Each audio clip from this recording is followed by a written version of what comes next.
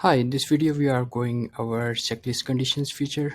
This feature will allow us to add data automatically on this list. So in this case, I have to confirm with the candidate if they have a valid driving license.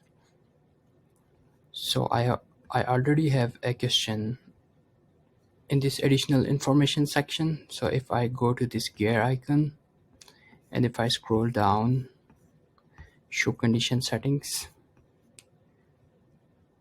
and if I add an admin checklist condition for a valid driving license, and if I choose the question and set the condition as yes, and if I save it, then it will automatically check this condition upon a candidate's confirmation on this question. I hope it will help.